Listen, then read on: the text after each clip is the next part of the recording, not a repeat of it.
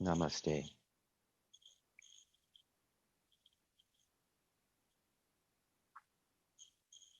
So we began this morning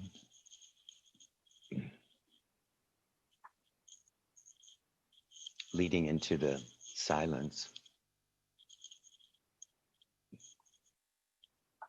with some explanation about the Sadguru Dakshinamurti.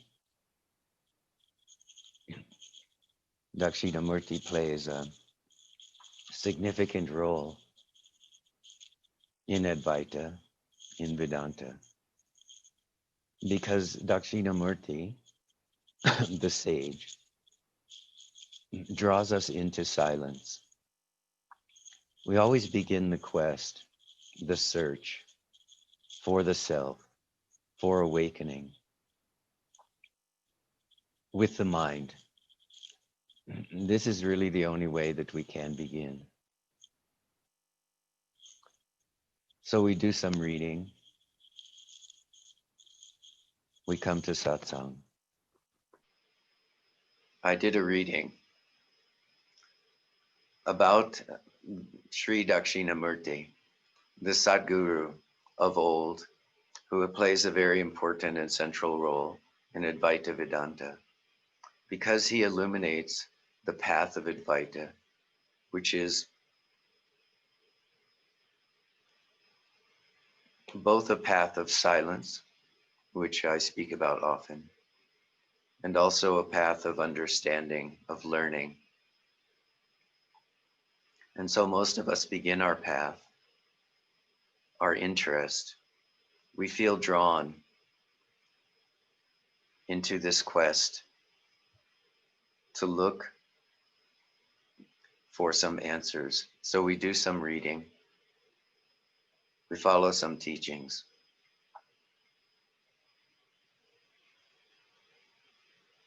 We use the mind. But eventually we come to realize, as Dakshinamurti said, that silence is the true teacher. This innate silence lives within each of us. Even when the mind is busy, life is busy, there can be this recognition that underlying all of our experience is the silence of awareness itself. And it's here where our happiness and our joy resides.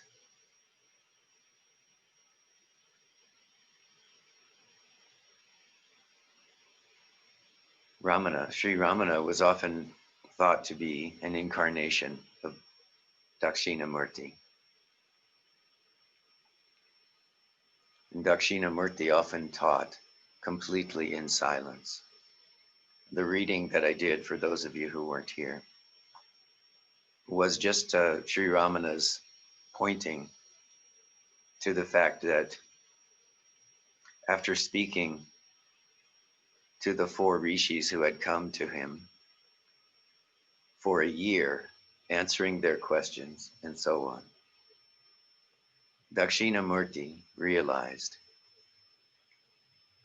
that there was only one way left, and that was for him to plunge deeply into samadhi, into the self.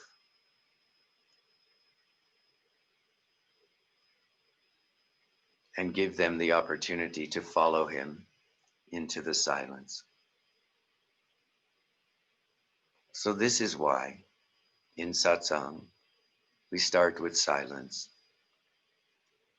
or we incorporate silence at some point in the Satsang. It's so that we have the opportunity together to plunge into this silence of being. And then afterwards, we have this period of time for our conversation, our discussions, for answering questions. But it's always incumbent on us, it's always important for us to remember that in the end, we have to undertake the sadhana, the practice of entering into the silence within our own being. And in order to do this, we have to let everything else go, don't we?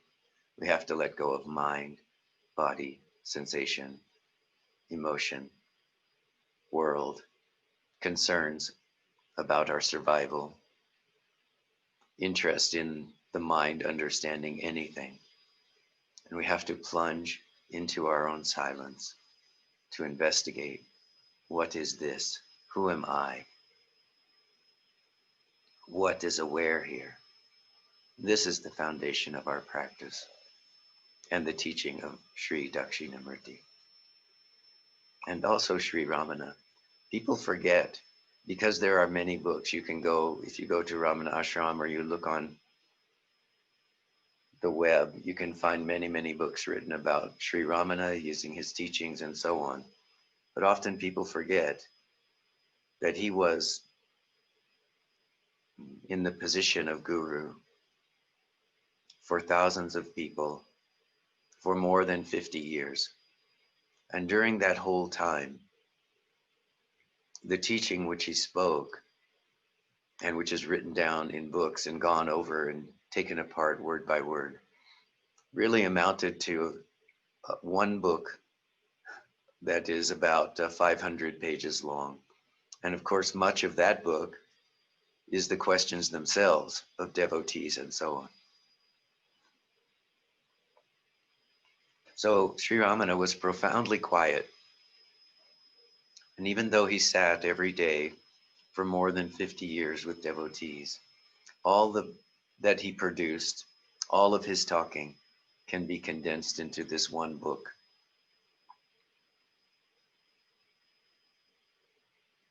And many, many books have been written out of his teachings because his teachings, though they are very simple and very direct, are very profound when we plunge into them. So that's what we do here. We begin with silence. And in that silence for you, many times questions will rise, comments will rise, wondering will rise. And so we address that, but we address that for not so that you achieve something, but to address the interest of the mind. Sometimes you may have experienced the mind doesn't relax until it understands on some level. And so we talk with one another, share the teaching with one another. But ultimately, we have to plunge into the silence of our own being. So now is that time. If you have any questions or comments, please turn on your microphone.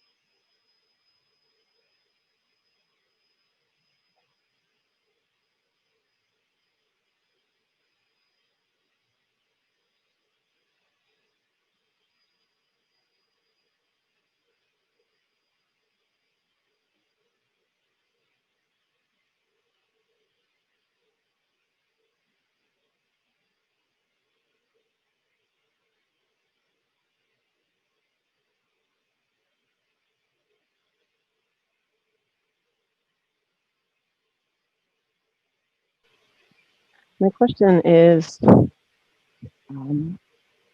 that satsang was really an important part of my life and grounded me with having a regular, big chunk of silence every week. And I just have been unable to recreate that in my life after now. I keep trying and it's not happening.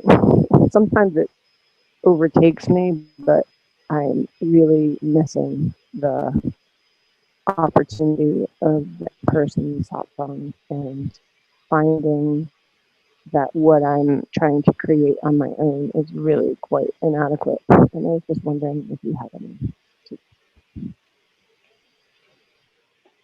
Yes, I think a lot of us are having this a similar kind of feeling. I hear this from several people.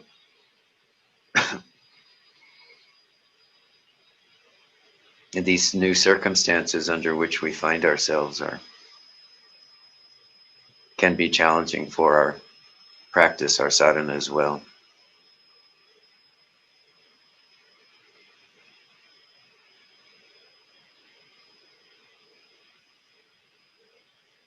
I'm a little bit reluctant to encourage anyone to read more or to watch more videos or whatever, because of the tendency in that to um, encourage practice as an activity of the mind rather than an activity of the heart. But I do understand that, and I understand too that it's an inadequate substitute for being in the presence of one's teacher and one's guru. Nonetheless, we have to find some way to adapt to what's occurring in these times. So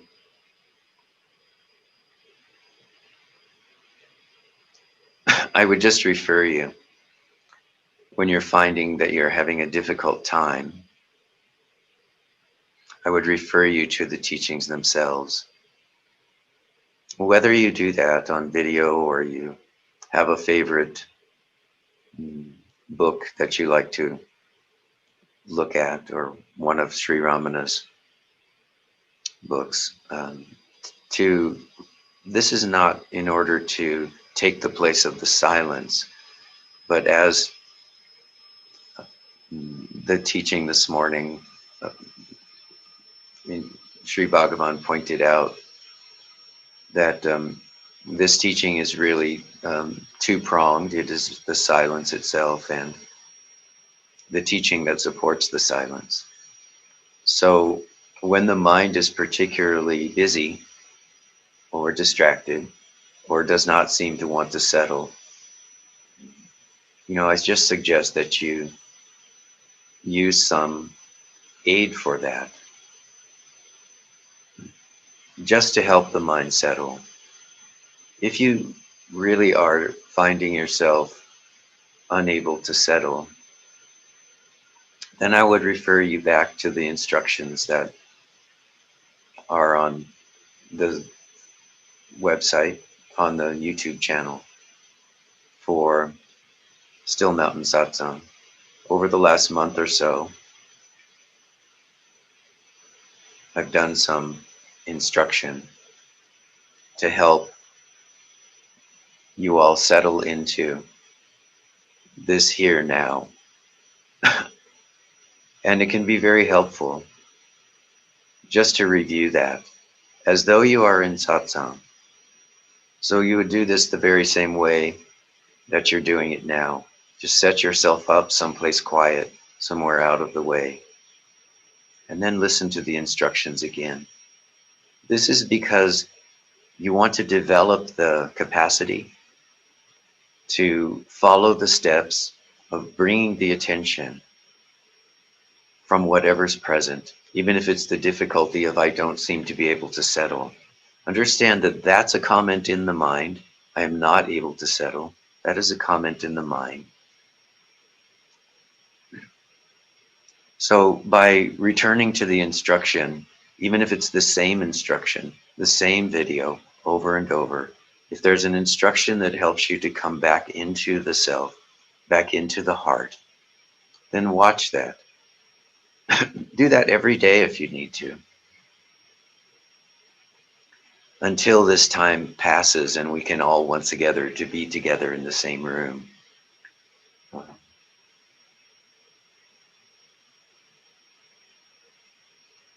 It really makes no sense, in a way,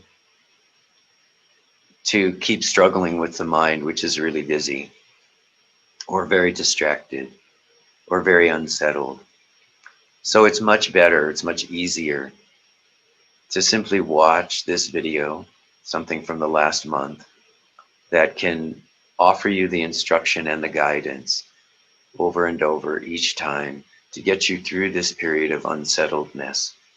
Because understand that the mind, or the ego, um, feeds itself on this sense of being unsettled, of being separate, of not being able to feel oneself as the heart of being.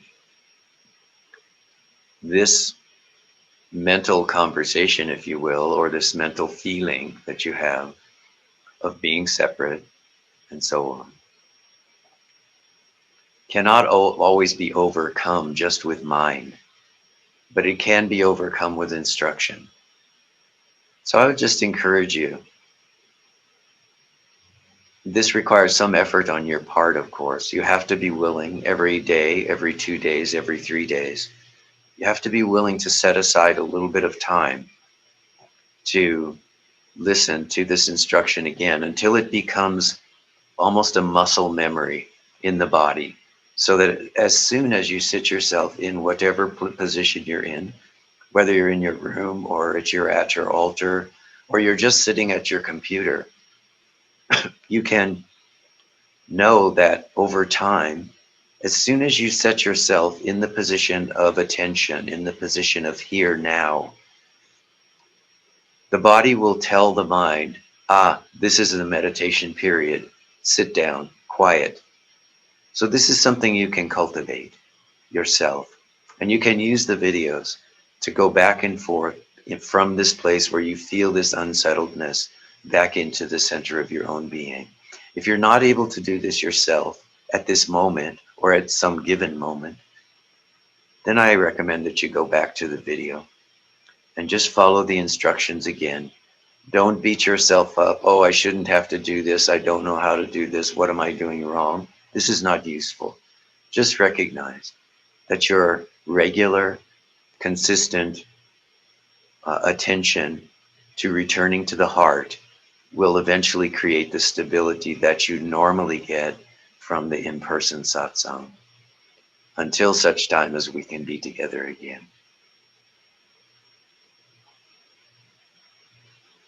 Do you understand?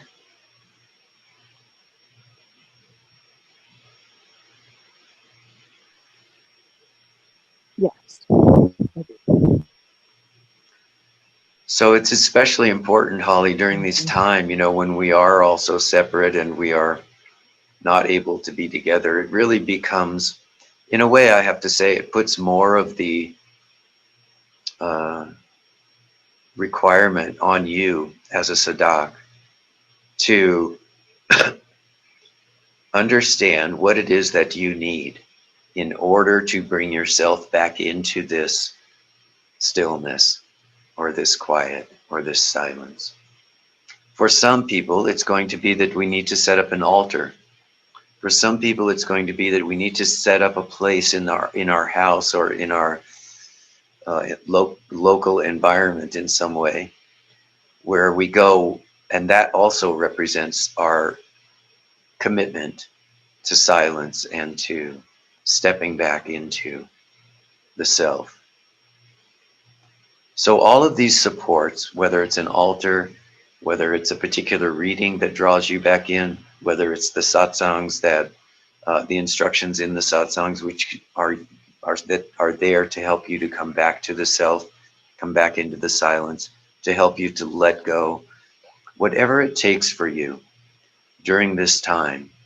These are the other tools that are available to you, and they may be more necessary for some of you now, that it's not possible for you to be on a regular basis in the presence of your teacher or your guru. And some people are noticing that they can still, through returning to satsang, even on Zoom and even online, that they are able to feel this presence of satsang, of the teacher, of the community, the devotion that it takes for us to come together. And so I really do encourage you at this time to set up what are the devotional practices for you that help you when you are alone to come back into the presence of your own being. And for some, this is going to be a simple thing. It's going to be a simple remembrance of the Guru, of the image, of Arunachala, of Lord Shiva, of Sri Ramana, of whoever the representation of the divine for you, the mother, Anandamoyi Ma, to recall the saints and sages, to have a place where you can go, where you can sit, a screensaver that reminds you of what your primary goal is, your primary task here in this incarnation is to awaken and to realize your state of freedom. So as we are seeming more physically separate, it becomes necessary to set up the physical supports which remind us. For many of us, that's going to be an altar, a picture somewhere in the house that brings us back as we go about our daily tasks. Just a picture on the wall of our guru, our teacher, the sages, the saints, as we walk by, can give us a momentary reminder that in this life, I am committed to awakening. And we can remind ourselves to ask this question: whatever is going on in body, mind, and world, am I awake?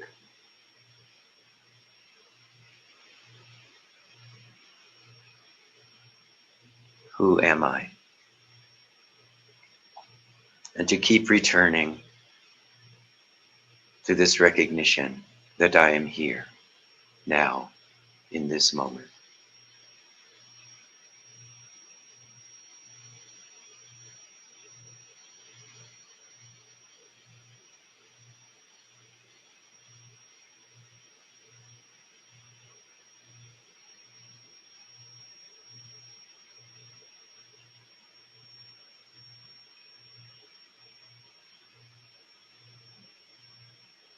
Also, I just want to remind you too that no matter what's going on in your current circumstances, or no matter what is going on in your mind, you know that you are always the self, that the silence of your own being is always there, and it's not dependent upon you being able to feel it or not feel it.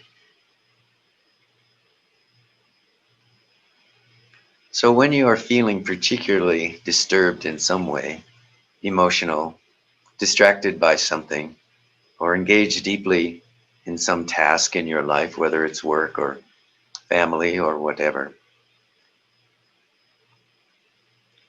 try to remind yourself that your freedom is not dependent upon your circumstances, that you are already free.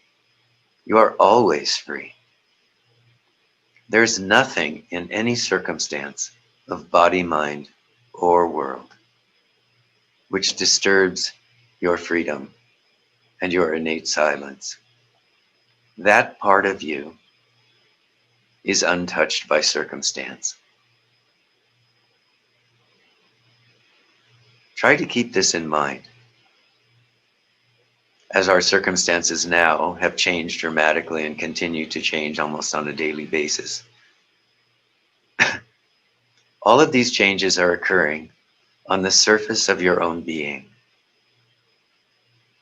You are that which is aware, which is still, whole, complete, at all times. You must speak to yourself in this way. Remind yourself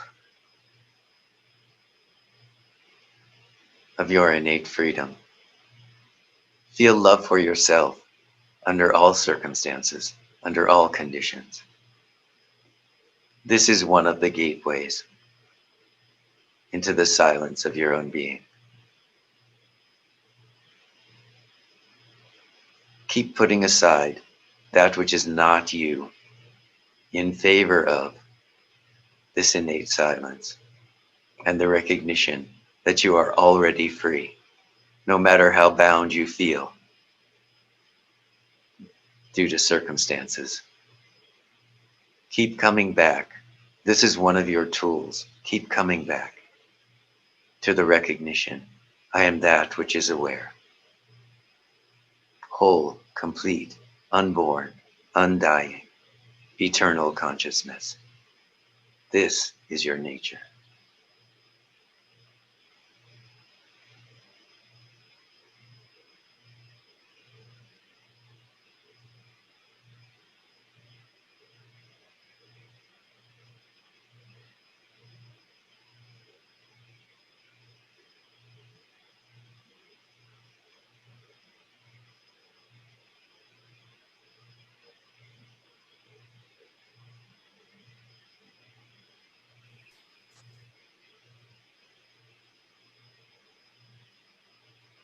Can I ask you something?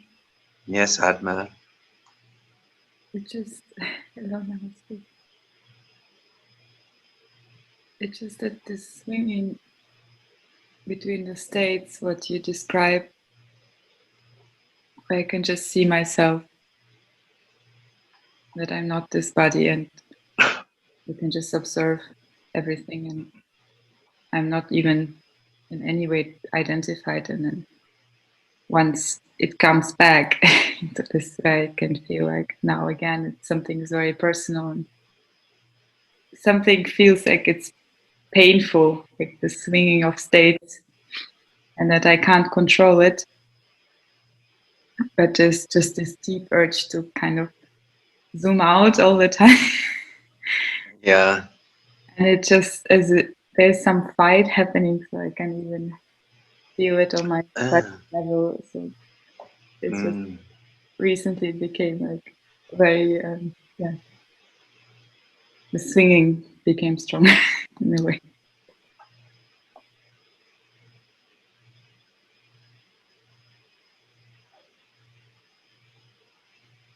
Yes, I think that's a common experience right now for people. Things are changing so rapidly, both in our personal worlds and in the world at large. I think this is a very common experience.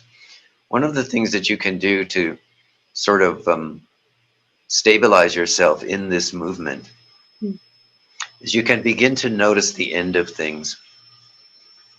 Often, what we notice in our experience in body, mind, or world is that something new has arisen and we've attached to it in some way, and we are disturbed by it in some way, and we notice this, and this helps to feed into this sense of swinging, or this sense of disturbance that something is not quite right.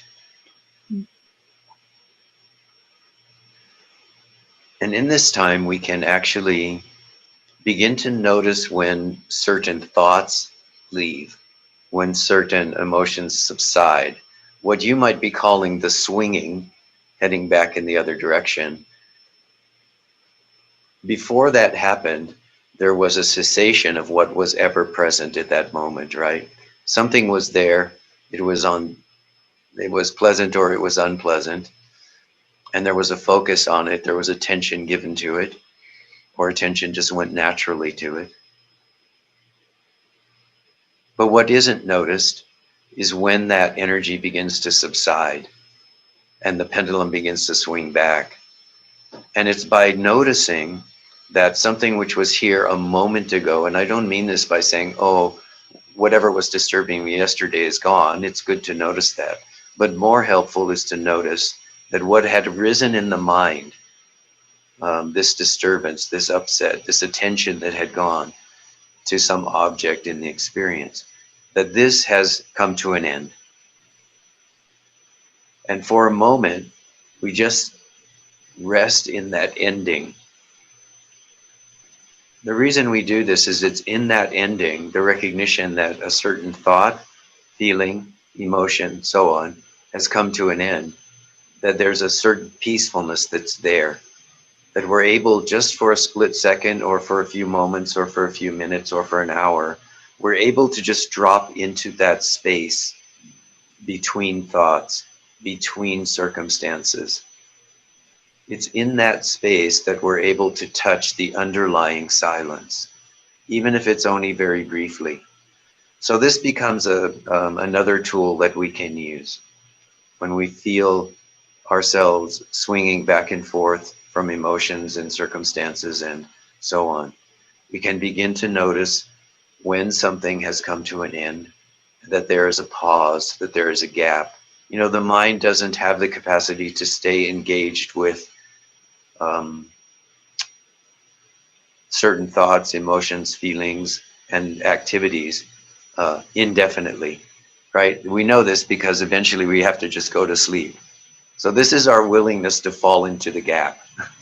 You know, eventually we actually retreat to that.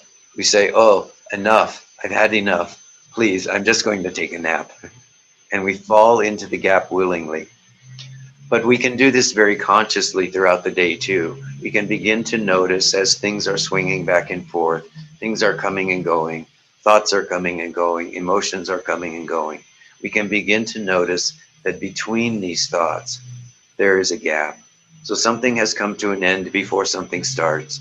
This gives us the opportunity to sink back into the heart of being and just to rest there, even if it's only for a few seconds. Yes, and I just have this urge to give more time and space to the silence. And what you were just saying, to be committed to it and to find more time. And I just feel that as this fight is going on, that there's a lot of this tamasic energy. So something is almost pulling me down, and I keep fighting it. But then Yes. But understand that you are noticing that. This is so critical. There, you are that which is noticing that can even say this is tamasic energy. So you have to become more interested in what is noticing the tamasic energy than in the tamasic energy itself. Yes. This is just an experience. It's a projection of something which is going on in body mind. Okay? Yes. So if you continue to give it attention and you continue to say, I wish I didn't have this, I don't like this, this is bad, I shouldn't be doing this, you're actually taking up the moments of that you could be saying, I am aware that tamasic energy is here. I am aware that I don't like this. I am aware that I wish I was able to devote more time to silence. You see, it's not about the nature of the thoughts. They are just passing. So as long as you are able to say, I am aware that I am disturbed, the emphasis is then on aware. It's not on disturbed.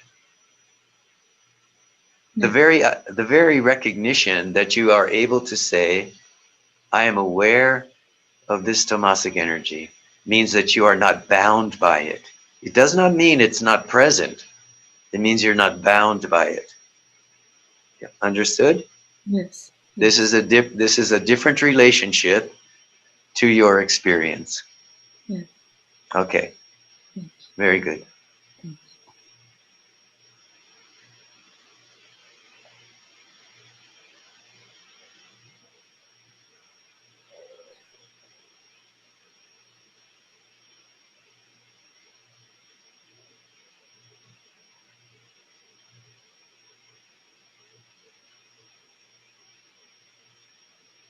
I will say also, just as a way of supporting yourself, that it is all right to understand that what you are experiencing is very uncomfortable in any given moment. And to realize that just because I am acknowledging my discomfort, my uncomfortableness, my uncertainty, my self-doubt, just because my fear, just because I'm acknowledging these mind states, does not mean I am defined by them. So when a mind state is here, which is particularly difficult or particularly challenging, your practice must become patience. What this requires of you is that you are willing to stand in whatever the experience is while not identifying with it.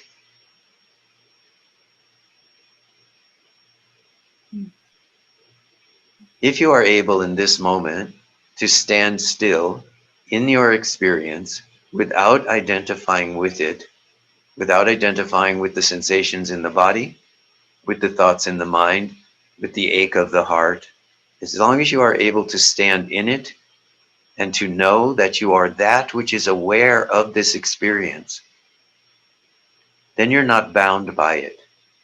And in its natural time, it will leave. That natural time might be 1 second from now, 1 minute from now, 1 hour from now, 1 day from now, 1 week from now.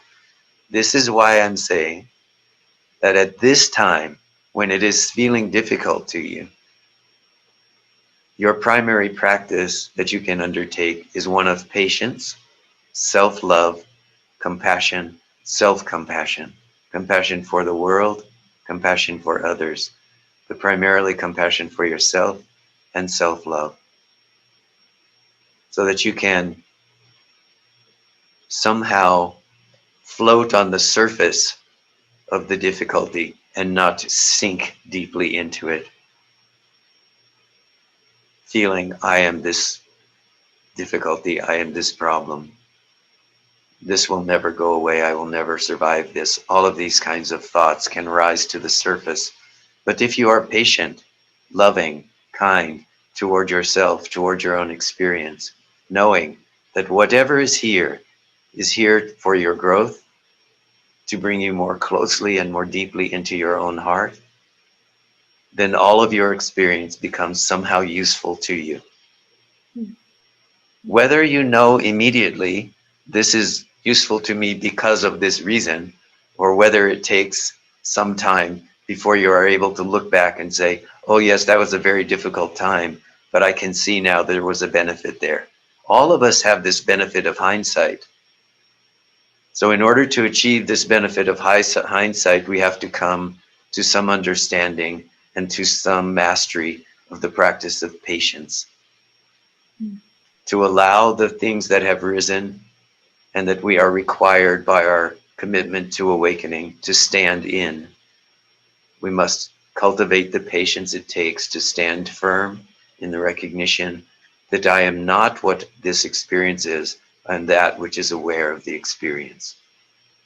This is not just a mental concept. This is the moment by moment recognition that I am here even under these difficult circumstances and that I am aware. Yeah.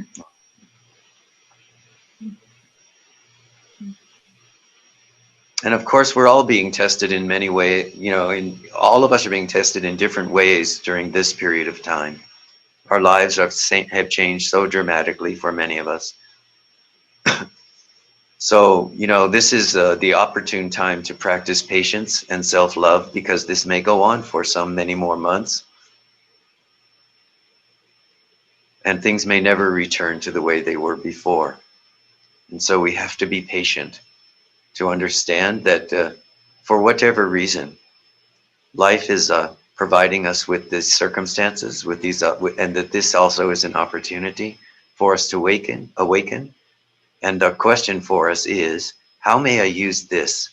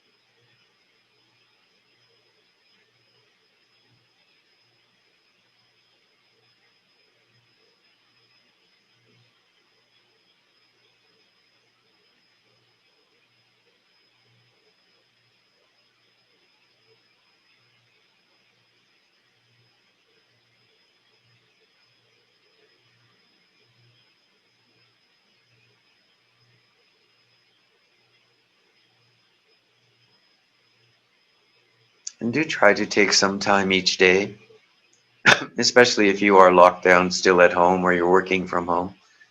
Do try to take some time each day to do your devotional practices, even if it's just to light a candle, to offer some incense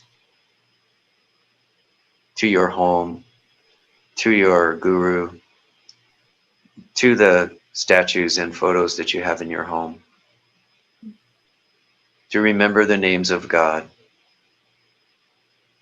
Give yourself the opportunity to use this time to establish some form of devotional practice. This is because even though we don't have the opportunity to be with our communities at this time every day as much as we might like, we don't have the opportunity for those of us who are in the habit of going, and I know many of you are, of going to India for 1 month or 2 months every winter. Even though we don't have these opportunities right now, you have to become the one who is supporting your daily practice and creating an environment in your own home where you know that at this moment I am entering the temple of my own being. And so I am lighting a candle and offering that, the light of the world, the light of my own being, to myself and to the world. I am offering incense. I am offering food or flowers, whatever it is for you. This is not because this is going to enlighten you because you do these ritual practices. This is because it reminds you of who you are and encourages you to step into this recognition that I am that which is aware, and to do it on a consistent and regular basis until you recognize this nature of your own being in such a way that you can no longer lose it under any circumstances. So keep up your practice at this time, whatever it takes to remind you that your task in this moment and in this life is to awaken. Use all the tools that are available to you.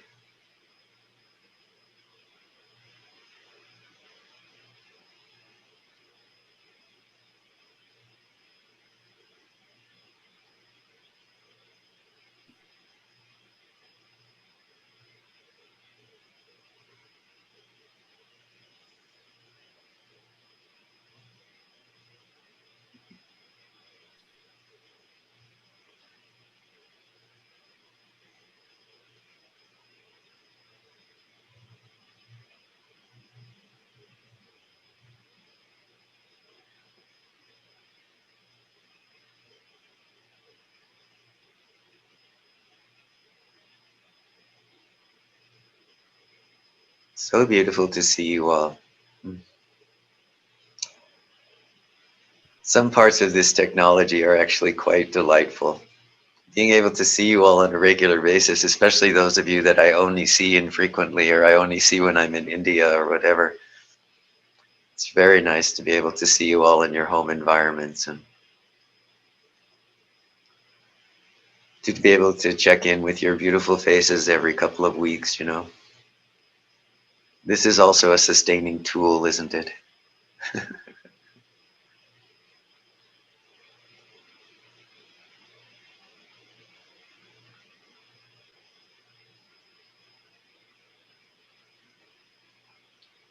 Hello, Senya. It's nice to see you again. It's been some time. Yes, James. Oh, I wasn't going to say anything. I was just unmuting my microphone in case you were about to say goodbye. Ah, But well, it's nice, hello. nice to hear your voice anyway. It's great to see you. Yes.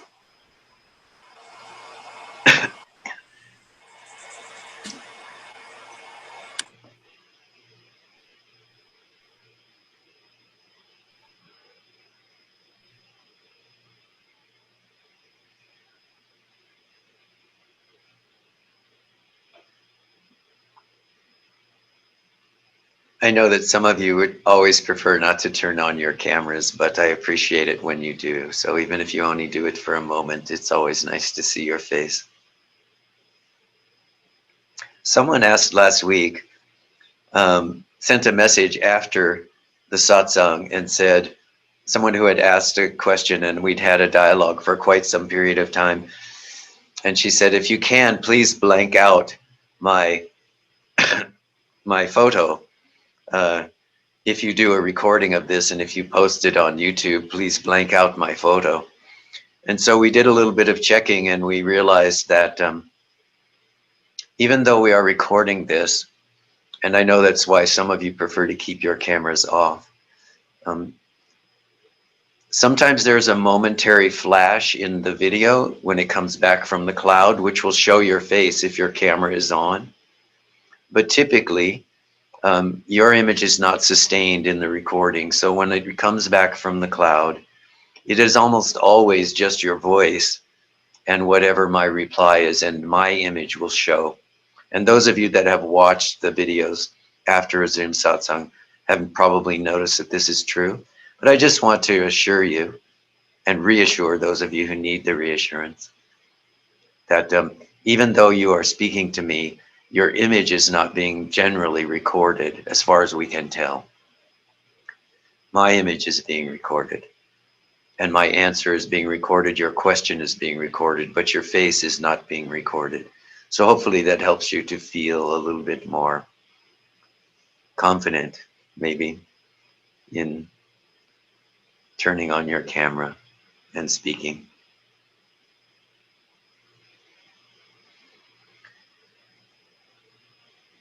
So, does anyone have anything else?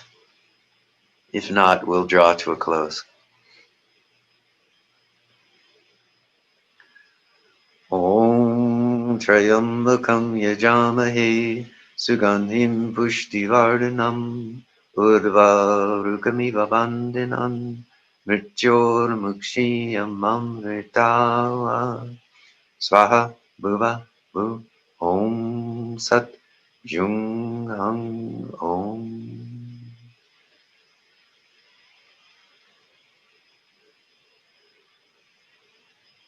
Om Shanti, Shanti, Shanti.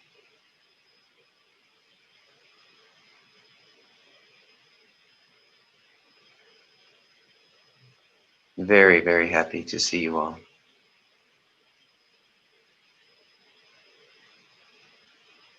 Keeping you all in the heart of being. There is only love. Namaste.